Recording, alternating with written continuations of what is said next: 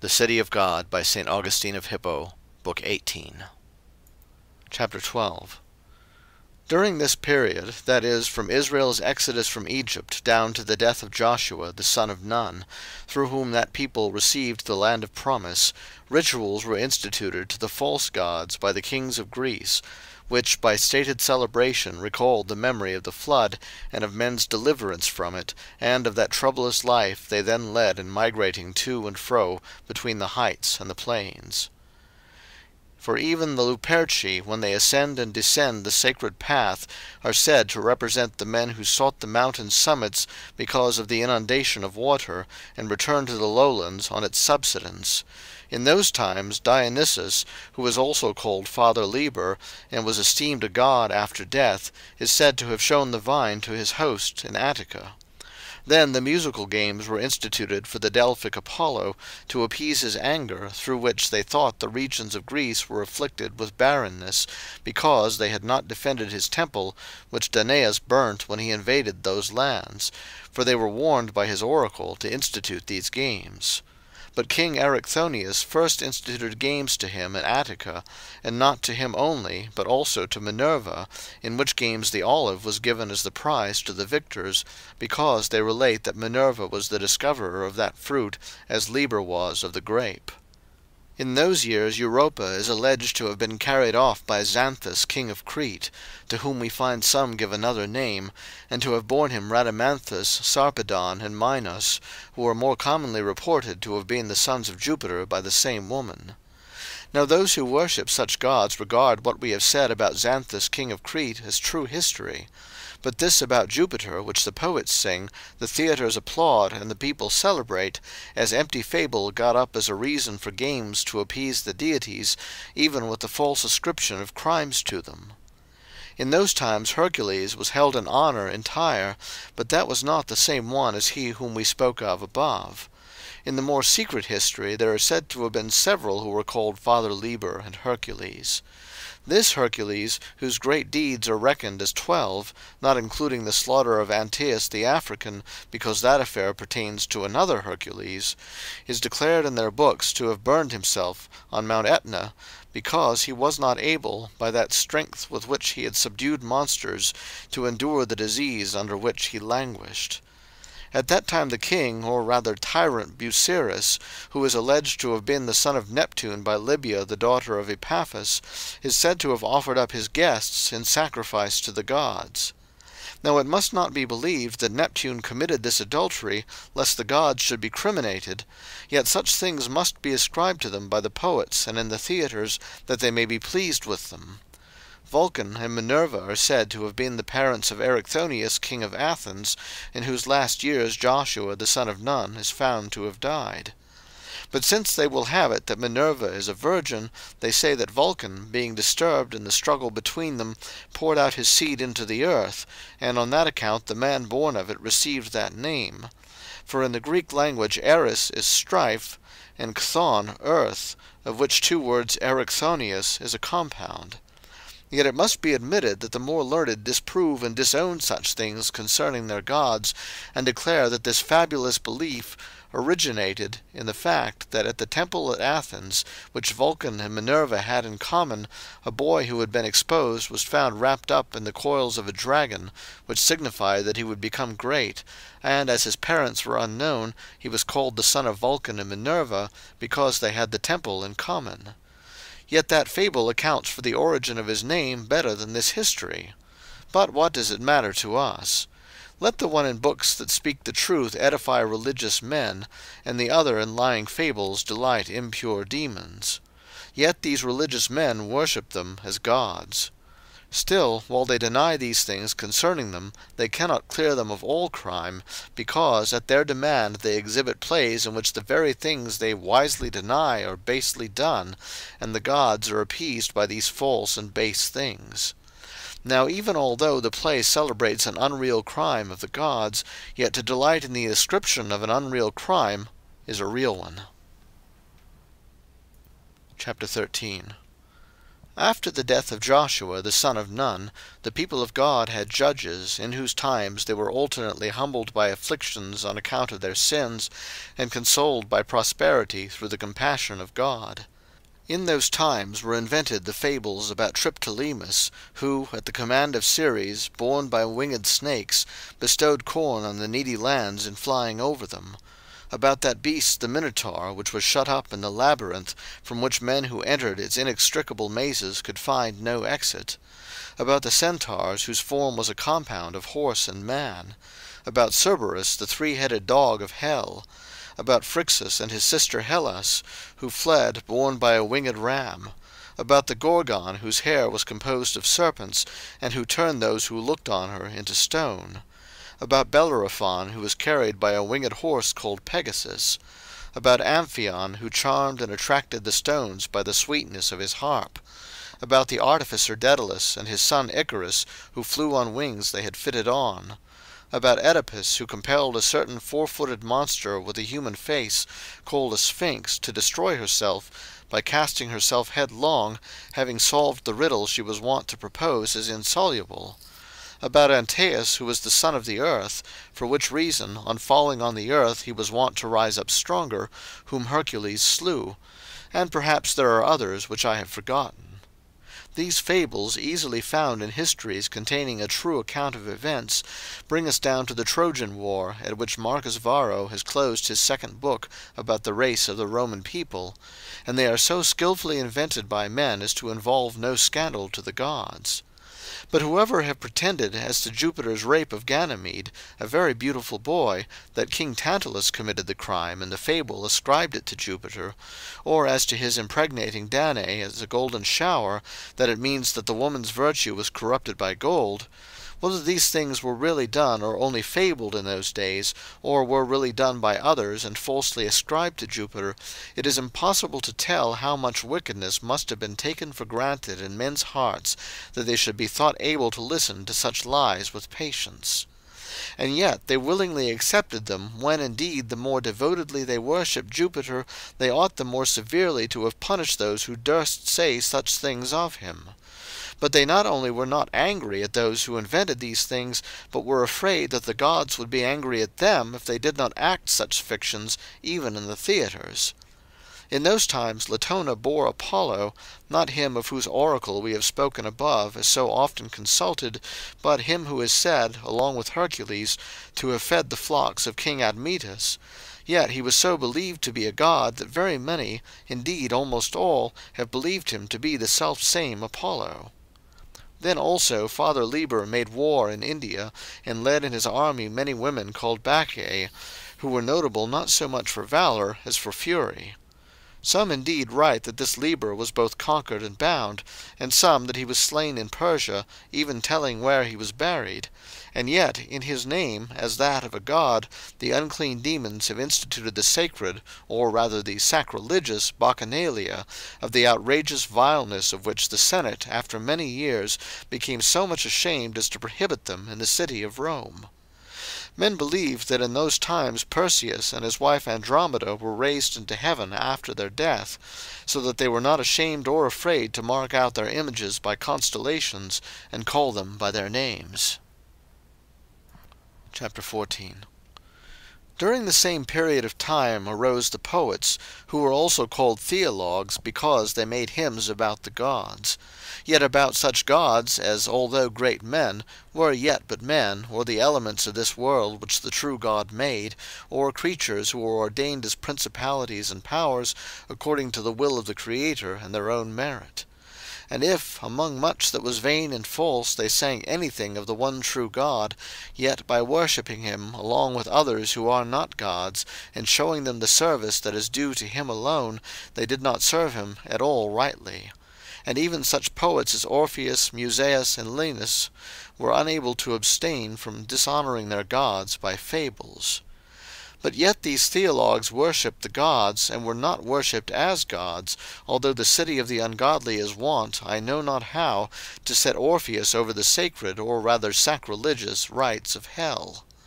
The wife of King Athamas, who was called Ino, and her son Melicertes, perished by throwing themselves into the sea, and were, according to popular belief, reckoned among the gods, like other men of the same times, among whom were Castor and Pollux. The Greeks indeed called her who was the mother of Melicertes Leucothea, the Latins Matuta, but both thought her a goddess. Chapter 15. During those times the kingdom of Argos came to an end, being transferred to Mycene, from which Agamemnon came, and the kingdom of Laurentum arose, of which Picus the son of Saturn was the first king, when the woman Deborah judged the Hebrews. But it was the Spirit of God who used her as his agent, for she was also a prophetess, although her prophecy is so obscure that we could not demonstrate, without a long discussion, that it was uttered concerning Christ. Now the Laurentes already reigned in Italy, from whom the origin of the Roman people is quite evidently derived after the Greeks. Yet the kingdom of Assyria still lasted, in which Lampares was the 23rd king, when Picus first began to reign at Laurentum. The worshippers of such gods may see what they are to think of Saturn the father of Picus, who denied that he was a man, of whom some also have written that he himself reigned in Italy before Picus his son. And Virgil, in his well-known book, says, "That race indocile, and through mountains high dispersed, he settled, and endowed with laws, and named their country Latium, because latent within their coasts he dwelt secure. Tradition says the golden ages pure began when he was king." But they regard these as poetic fancies, and assert that the father of Picus was Sterces rather, and relate that being a most skilful husbandman, he discovered that the fields could be fertilized by the dung of animals, which is called stercus from his name. Some say he was called Stercutius. But for whatever reason they chose to call him Saturn, it is yet certain that they made this Sterces or Stercutius a god for his merit in agriculture, and they likewise received into the number of these gods Picus his son, whom they affirmed to have been a famous augur and warrior. Picus begat Faunus, the second king of Laurentum, and he too is, or was, a god with them. These divine honours they gave to dead men before the Trojan War. Chapter 16. Troy was overthrown, and its destruction was everywhere sung and made well known, even to boys. For it was signally published and spread abroad, both by its own greatness and by writers of excellent style. And this was done in the reign of Latinus, the son of Faunus, from whom the kingdom began to be called Latium instead of Laurentum. The victorious Greeks, on leaving Troy destroyed and returning to their own countries, were torn and crushed by diverse and horrible calamities. Yet even from among them they increased the number of their gods, for they made Diomede a god. They allege that his return home was prevented by a divinely imposed punishment, and they prove, not by fabulous and poetic falsehood, but by historic attestation, that his companions were turned into birds. Yet they think that even although he was made a god, he could neither restore them to the human form by his own power, nor yet obtain it from Jupiter his king, as a favour granted to a new inhabitant of heaven. They also say that his temple is in the island of Diomedia, not far from Mount Garganus in Apulia, and that these birds fly round about this temple and worship in it with such wonderful obedience that they fill their beaks with water and sprinkle it. And if Greeks, or those born of the Greek race, come there, they are not only still, but fly to meet them. But if they are foreigners, they fly up at their heads, and wound them with such severe strokes as even to kill them. For they are said to be well enough armed for these combats with their hard and large beaks. Chapter 17. In support of this story Varro relates others no less incredible about that most famous sorceress Circe, who changed the companions of Ulysses into beasts, and about the Arcadians, who by lot swam across a certain pool, and were turned into wolves there, and lived in the deserts of that region with wild beasts like themselves. But if they never fed on human flesh for 9 years, they were restored to the human form on swimming back again through the same pool. Finally, he expressly names one Demenitus, who, on tasting a boy offered up in sacrifice by the Arcadians to their god Lysias according to their custom, was changed into a wolf, and being restored to his proper form in the 10th year, trained himself as a pugilist, and was victorious at the Olympic games.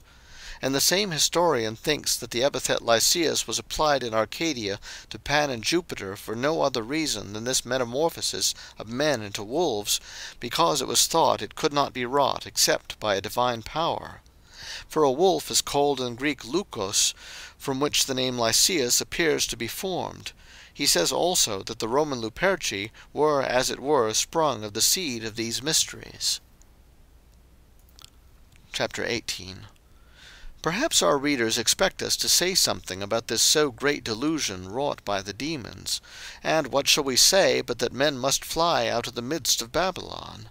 For this prophetic precept is to be understood spiritually in this sense, that by going forward in the living God, by the steps of faith which worketh by love, we must flee out of the city of this world, which is altogether a society of ungodly angels and men.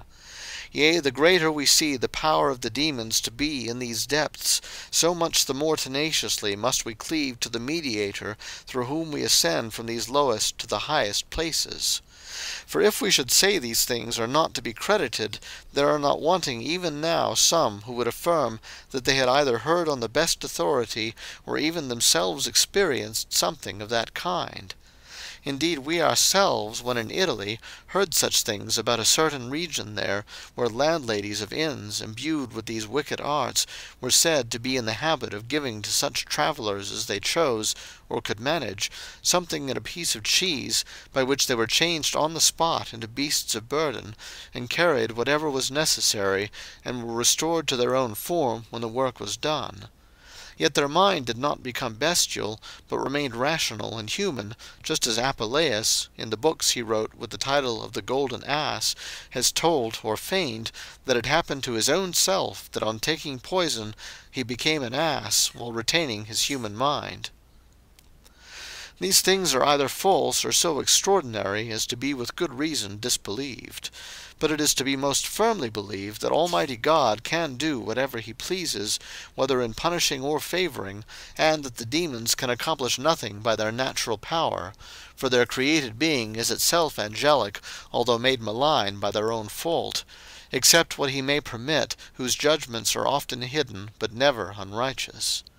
And indeed the demons, if they really do such things as these on which this discussion turns, do not create real substances, but only change the appearance of things created by the true God, so as to make them seem to be what they are not.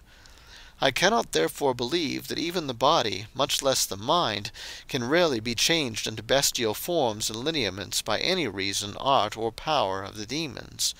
But the phantasm of a man, which even in thought or dreams goes through innumerable changes, may, when the man's senses are laid asleep or overpowered, be presented to the senses of others in a corporeal form, in some indescribable way unknown to me, so that men's bodies themselves may lie somewhere alive indeed, yet with their senses locked up much more heavily and firmly than by sleep, while that phantasm, as it were embodied in the shape of some animal, may appear to the senses of others, and may even seem to the man himself to be changed, just as he may seem to himself in sleep to be so changed, and to bear burdens.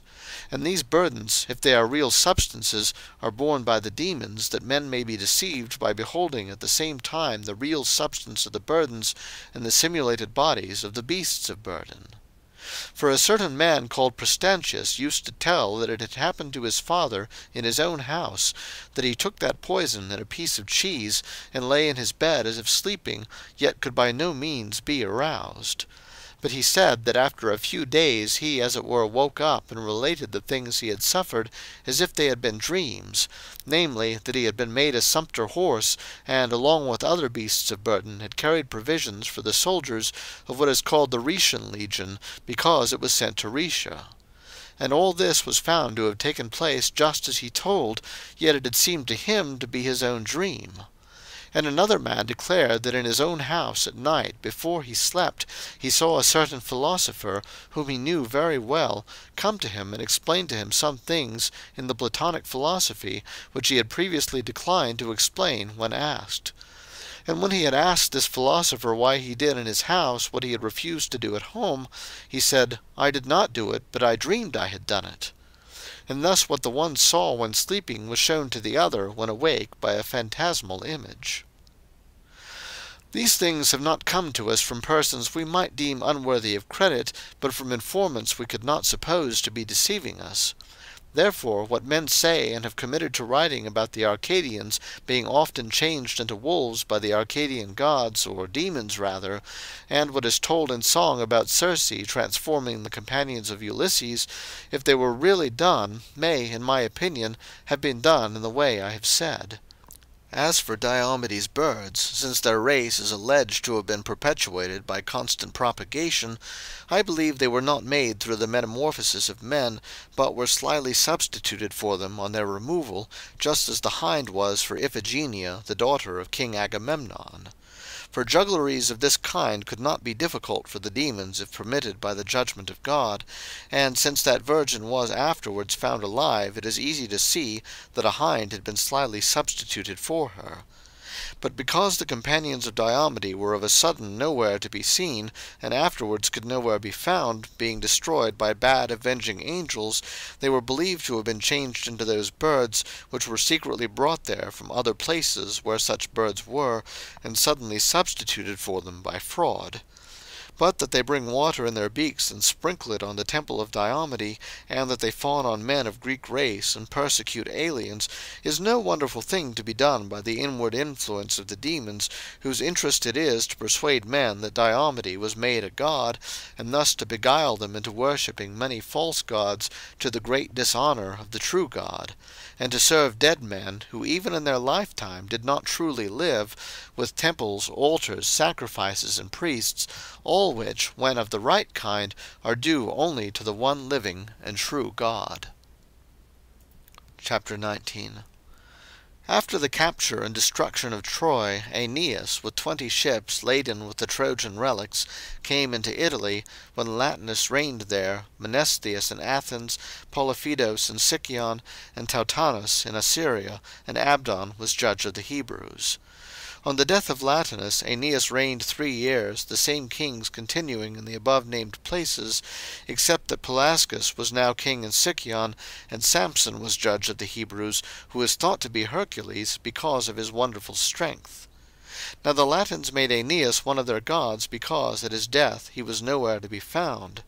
The Sabines also placed among the gods their first king, Sangus, or Sanctus, as some call him. At that time Codrus, king of Athens, exposed himself incognito to be slain by the Peloponnesian foes of that city, and so was slain. In this way, they say, he delivered his country. For the Peloponnesians had received a response from the oracle that they should overcome the Athenians only on condition that they did not slay their king. Therefore he deceived them by appearing in a poor man's dress, and provoking them by quarrelling to murder him. Whence Virgil says, or the quarrels of Codrus. And the Athenians worshipped this man as a god with sacrificial honours. The fourth king of the Latins was Silvius, the son of Aeneas, not by Creusa, of whom Ascanius the third king was born, but by Lavinia, the daughter of Latinus, and he is said to have been his posthumous child. Onius was the 29th king of Assyria, Melanthius the 16th of the Athenians, and Eli the priest was judge of the Hebrews, and the kingdom of Sicyon then came to an end, after lasting, it is said, for 959 years. Chapter 20. While these kings reigned in the places mentioned, the period of the judges being ended, the kingdom of Israel next began with King Saul, when Samuel the prophet lived. At that date those Latin kings began who were surnamed Silvii, having that surname in addition to their proper name from their predecessor, that son of Aeneas, who was called Silvius, just as long afterward the successors of Caesar Augustus were surnamed Caesars. Saul being rejected, so that none of his issue should reign, on his death David succeeded him in the kingdom, after he had reigned 40 years. Then the Athenians ceased to have kings after the death of Codrus, and began to have a magistracy to rule the republic. After David, who also reigned 40 years, his son Solomon was king of Israel, who built that most noble temple of God at Jerusalem. In his time Alba was built among the Latins, from which thereafter the kings began to be styled kings not of the Latins, but of the Albans, although in the same Latium. Solomon was succeeded by his son Rehoboam, under whom that people was divided into 2 kingdoms, and its separate parts began to have separate kings. Chapter 21. After Aeneas, whom they deified, Latium had 11 kings, none of whom was deified. But Aventinus, who was the 12th after Aeneas, having been laid low in war, and buried in that hill still called by his name, was added to the number of such gods as they made for themselves. Some indeed were unwilling to write that he was slain in battle, but said he was nowhere to be found, and that it was not from his name, but from the alighting of birds, that hill was called Aventinus. After this no god was made in Latium, except Romulus, the founder of Rome. But 2 kings are found between these 2, the first of whom I shall describe in the Virgilian verse. Next came that Procus, glory of the Trojan race. That greatest of all kingdoms, the Assyrian, had its long duration brought to a close in his time, the time of Rome's birth drawing nigh. For the Assyrian empire was transferred to the Medes after nearly 1305 years, if we include the reign of Belus, who begot Ninus, and, content with a small kingdom, was the first king there. Now Procus reigned before Amulius, and Amulius had made his brother Numitor's daughter, Rhea by name, who was also called Ilia, a Vestal virgin, who conceived twin sons by Mars, as they will have it, in that way honouring or excusing her adultery, adding as a proof that a she-wolf nursed the infants when exposed. For they think this kind of beast belongs to Mars, so that the she-wolf is believed to have given her teats to the infants, because she knew they were the sons of Mars her lord, although there are not wanting persons who say that when the crying babes lay exposed, they were first of all picked up by I know not what harlot, and sucked her breasts first. Now harlots were called lupae, she-wolves, from which their vile abodes are even yet called lupanaria, and that afterwards they came into the hands of the shepherd Faustulus, and were nursed by Acca his wife.